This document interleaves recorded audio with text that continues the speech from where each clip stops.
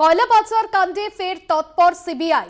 কলকাতায় ভবানীপুর সহ আসানসোলের বেশ কয়েকটি জায়গায় সিবিআইয়ের তল্লাশি অভিযান। মোট 12টি জায়গায় ইতিমধ্যেই তল্লাশি অভিযান চলছে। কলকাতার ভবানীপুরের দিকে নজর রাখবো, সেখানে দুটি ফ্ল্যাটে ইতিমধ্যেই তল্লাশি অভিযান শুরু হয়েছে সিবিআইয়ের তরফে। আরো বিস্তারিত জানবো, রিয়া মাঝি আমাদের প্রতিনিধি রয়েছেন আমাদের সঙ্গে ফোন লাইনে। রিয়া, কোন সূত্র ধরে তল্লাশি অভিযান? ভবানীপুরের এই দুটি ফ্ল্যাটের সঙ্গে কি যোগসূত্র রয়েছে, কি অনুমান সিবিআই?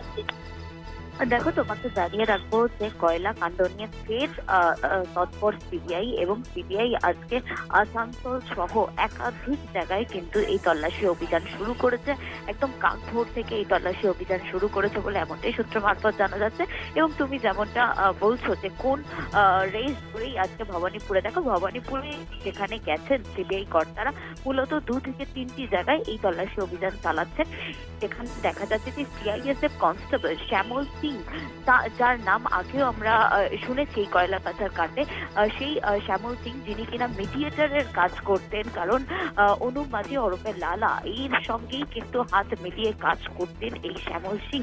এবং সেই শ্যামল সিং এর বাড়িতেই তার ভবানীপুরে 2টি ফ্ল্যাট আছে বলে শোনা যাচ্ছে এবং সেই 2টি ফ্ল্যাট সহ একাধিক জায়গায় কিন্তু ইতিমধ্যেই সিবিআই তল্লাশি শুরু করেছে। একেবারে ধন্যবাদ রিয়া মাঝি, আমাদের প্রতিনিধি ছিলেন ফোন লাইনে।